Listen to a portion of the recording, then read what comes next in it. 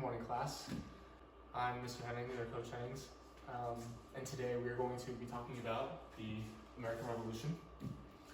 But before we get into this, can anybody tell me some things that they already know about the American Revolution? Yeah. Okay, very good, very good. And then I'll just ask a few other students. So we'll basically do a KWL chart, and you guys will just fill out what you guys already know and what you want to know, and don't fill in the what you already learned column. We'll do that after the lesson. So they do they fill in the KWL chart, and now we begin the lesson. So, the conflicts leading into the American Revolution. So, first things first, we're going to talk about the Proclamation of 1763. Basically, this was issued by King George III, and the Proclamation of 1763 was a law that forbade colonists to settle west of the Appalachian Mountains. The British couldn't afford to protect the settlers because the British lived on the other side of Native Americans. Basically could easily attack the colonists because they were currently living in the West, and the Native Americans try to stay neutral throughout the American Revolution, the Revolutionary War, but a few people who did fight sided with the British. So, taxation without representation. Basically, King George III, who was the King of England at the time, wanted more money, so he decided to put taxes on pretty much anything that he could have, from tea to stamps to anything, and we'll get to those tea and stamp acts later. But England thought these taxes were necessary, but this only made the colonists very angry. And in response to the colonists basically reacted in a form of protest, in which their slogan was "No taxation without representation."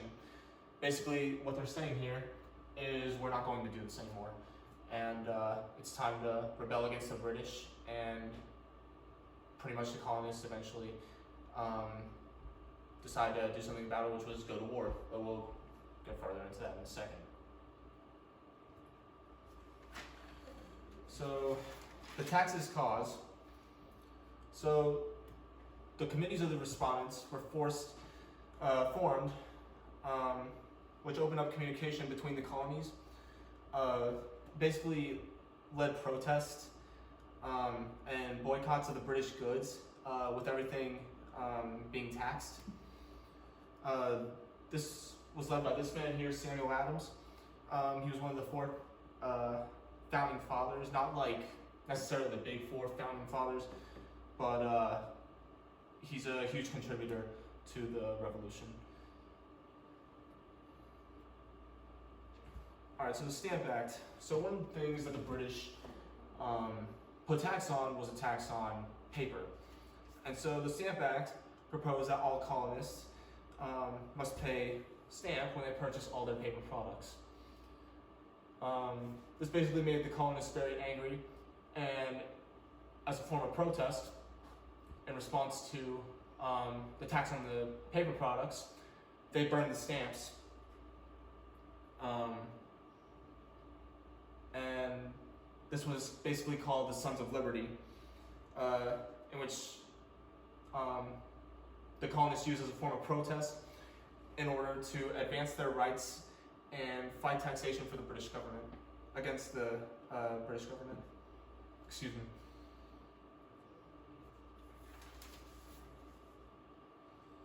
So, the Townshend Acts. The British also created Townshend Acts, in which they placed taxes on imports such as tea, glass, lead, paint, etc., paper, and a mix of a few other things as well. But those were the big five that were taxed on. So let me see, on slide 6. Yeah. So the colonists smuggled goods into the colonies to basically get better prices from other countries around the world and to avoid paying taxes to the British. The colonists to boycott or not buy British goods, and the colonists' other response to these acts were to attack the tax collectors, and the tax collectors were beaten when the British found out about what was going on with the colonists smuggling things into their country.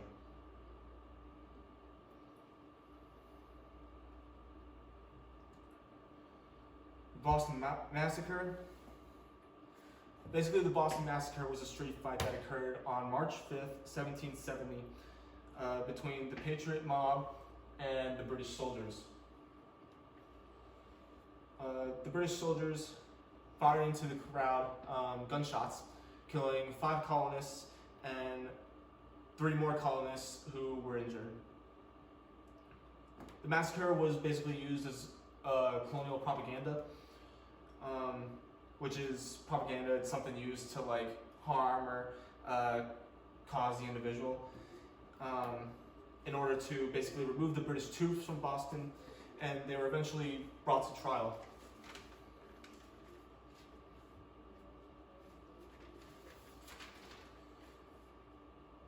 So, I ask you guys, do you guys think the Boston Massacre was really a massacre? And basically, I'll just have the class have a discussion on this slide.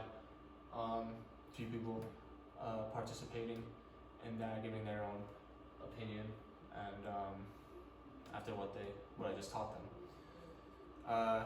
But basically, in my opinion, I wouldn't necessarily consider the Boston Massacre a massacre just because it wasn't like the British killed a large group of people. Like to me, like in my mind, when I think of massacre, I think of hundreds, thousands, millions of people being killed. To me, I mean, only 3 people being killed, I mean, yeah, that's obviously still not a good thing, but I wouldn't necessarily consider it a massacre. I feel like, I don't think it's as big as what it's called, but that's just what that's considered from our point in the American Revolution. So the Boston Tea Party. So as I said before, the colonists were very angry when the British put their tax on tea. So in response to that, the colonists disguised themselves as Native Americans and snuck into the British ships, and they dumped the tea into the Boston Harbor in response to the British putting the tax on tea, which was the Tea Act. Roughly 340 chests of tea were dumped into the Boston Harbor, which, when you think about it, that is a lot of tea that was imported over from Britain to the United States.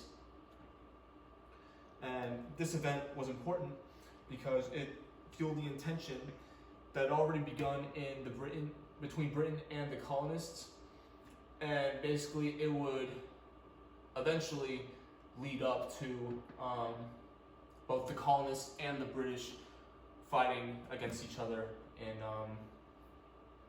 in the war later on. So the Intolerable Acts. So the Intolerable Acts were laws passed by the British in order to punish the colonists after the Boston Tea Party. The Boston Harbor, King George III really closed down the Boston Harbor until all the tea was paid for from the colonists. He was basically saying, okay, like, you guys want to dump the tea into the Boston Harbor, you guys are gonna pay for this. You guys owe us now, all the tea that you guys dumped. Because that's basically millions of dollars of tea dropped into into the water, and Britain lost a ton of money because of that. Let me see. Yeah, King George also passed the Quartering Act, which the colonists had to basically force the colonists to house the British soldiers that were in the colonies. So, if the British officials ever committed a crime during these intolerable acts, then they would be sent back to Britain, and King George III will just deal with the soldiers and their crimes back in England, and he'll punish them with whatever is necessary.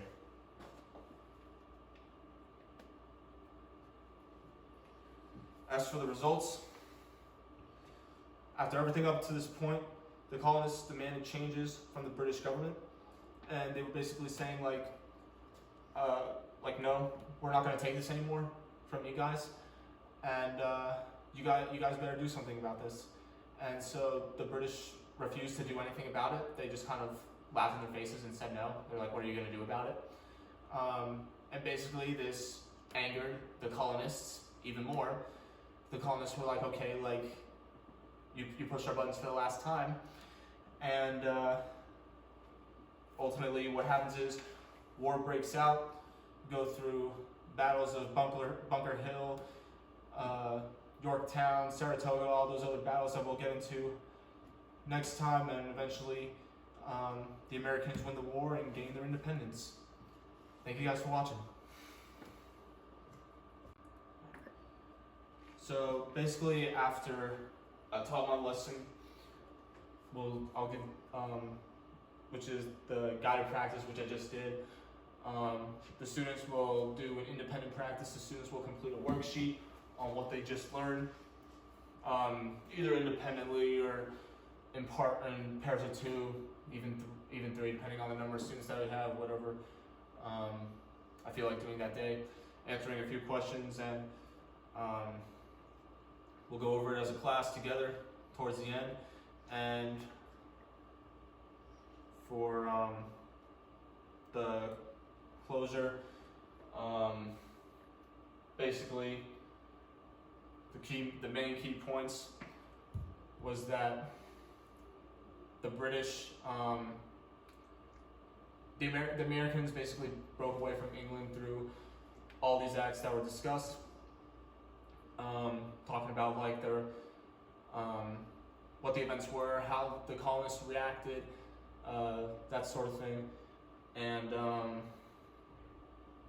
we'll basically go further into depth with the American Revolution, talking about the battles and the important people that were involved next class. So thank you guys for watching.